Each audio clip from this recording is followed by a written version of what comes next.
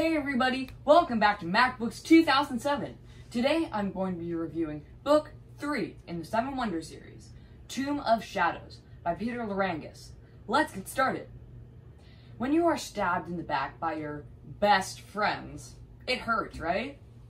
Now imagine that your best friend betrayed you, stabbed you in the back, literally, turned out to be working for the arch enemy of the organization you work for, stole 2 of the 7 locali, magic orbs of Atlantis that cure your own deadly disease that will kill you once you turn 14, and then he used them for his own special purposes, and on top of that, he killed your best friend from another time period. I'm pretty sure you'd feel pretty angry too, right? Even after Jack McKinley, Cass Williams, and Allie Black stole the locali back, they still feel really hurt over their best friend, Marco's betrayal. They go to their instructor, Professor Begad, and Torquin, and they find the 3rd locali at the Temple of Artemis. When they arrive, a woman in a gown appears and tells them that 4 must go in, but only 3 can come out. Begad sacrifices himself so Cass, Allie, and Jack can go on. They find themselves in sort of a combination of Greek, Egyptian, and Mesopotamian underworld called, don't laugh, Boogaloo. Yeah, you heard me, Boogaloo. They tramp through it with a really old woman who is with them, and they nearly die a bunch of times. Just a regular old day for the descendants of the Atlantis, really. When they arrive to the Queen, she turns out to be a 6 trillion-year-old sociopath who is cursed by Masurim, not Karai, to rule all of the underworld. I go crazy doing the same thing for 10 minutes.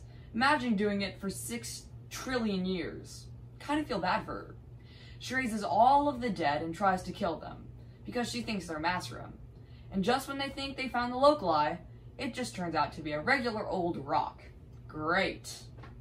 They do learn, however, that the locali is being held in the Natural History Museum in the US. After stealing it and barely avoiding the massa, Jack is forced to throw it under a train track seconds before the train comes, destroying the newly dubbed locali of healing. If Jack had not done this, all of the spirits of the undead of Boogaloo would escape and be free.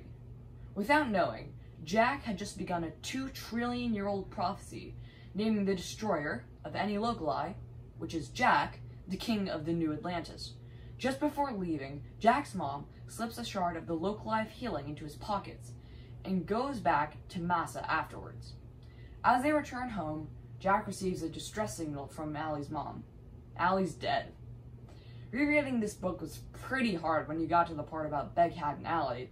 You don't necessarily like Begad because he was kind of a selfish little jerk, but in the end he sacrificed himself for the team, which made a lot up for his jerkness to everyone. And the part about the Queen was really well described, but it just creeped me out. Ugh. And the part about Allie just broke my heart. If you think she couldn't have died, that's horrible. Why would Lerangis do that? Well, let's just say that Allie may or may not be in the next book. I give this book a 9.5 on the Macometer. See you next time on MacBooks 2007.